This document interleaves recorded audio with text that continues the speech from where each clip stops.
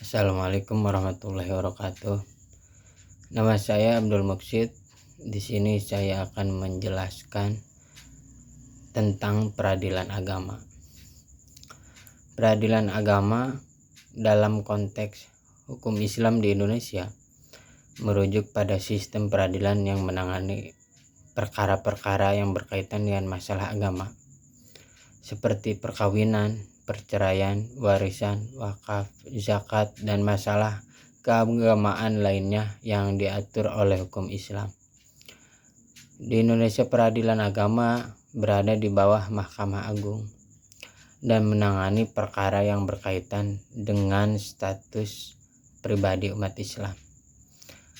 Berikut adalah beberapa materi yang termasuk dalam peradilan agama. 1. Pengertian peradilan agama. Peradilan agama adalah lembaga peradilan yang khusus menangani perkara-perkara yang berkaitan dengan hukum Islam bagi umat Islam, baik di bidang perkawinan, kewarisan, wakaf, zakat, dan hukum keluarga lainnya. Peradilan agama di Indonesia diatur dalam Undang-Undang Nomor 3 Tahun 2006 tentang peradilan agama yang merupakan perubahan dari Undang-Undang Nomor 7 Tahun 1989. Kewenangan peradilan agama.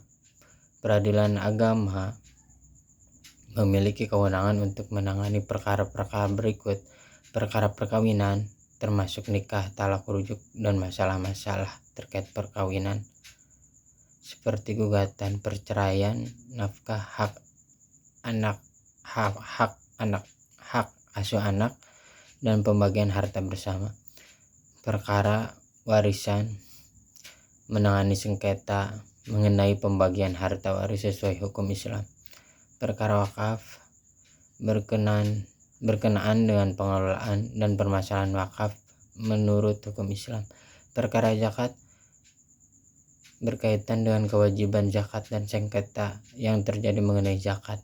Perkara hibah dan wasiat, terkait pemberian harta secara sukarela yang mengikat atau hibah atau melalui surat wasiat. Perkara hukum keluarga Islam, mengatur masalah seperti wali, adopsi, atau sengketa terkait status anak. Proses peradilan agama, pendaftaran perkara, sidang, putusan, banding, dan kasasi. Tugas dan fungsi hakim peradilan agama: menegakkan hukum Islam. Hakim di pengadilan agama bertugas untuk menegakkan hukum Islam dalam perkara-perkara yang diajukan. Menyelesaikan sengketa. Hakim peradilan agama menyelesaikan sengketa hukum dalam bidang agama, termasuk masalah perkawinan, warisan, zakat, hibah, dan masalah keluarga lainnya. Mendidik dan memberikan penyuluhan hukum. Hakim juga berperan dalam memberikan pendidikan hukum kepada masyarakat agar mereka memahami hukum Islam dalam kehidupan sehari-hari.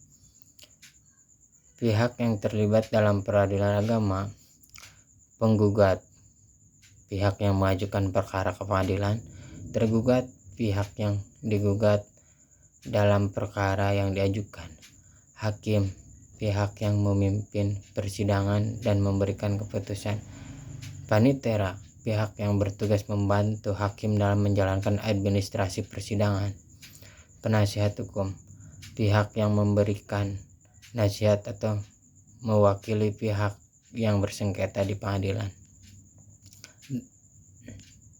Putusan peradilan agama. Putusan pengadilan agama bersifat final dalam hal perkara-perkara yang tidak dapat diajukan banding atau kasasi. Namun, untuk beberapa kasus tertentu, putusan peradilan agama masih dapat diajukan banding ke Pengadilan Tinggi Agama atau bahkan kasasi ke Mahkamah Agung. Contoh kasus yang ditangani: perkawinan, kasus perceraian atau gugatan terkait pernikahan seperti permohonan cerai, hak asuh anak, pembagian harta bersama, warisan, sengketa pembagian harta warisan menurut hukum Islam, wakaf, perselisihan mengenai pengelolaan wakaf, hibah, kasus hibah atau pemberian harta kepada orang lain yang berlaku yang perlu diselesaikan di pengadilan agama.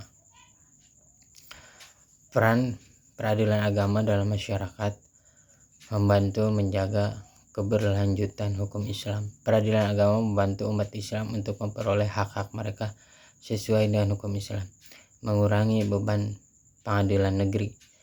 Peradilan agama juga mengurangi beban pada pengadilan negeri yang menangani perkara-perkara non-agama.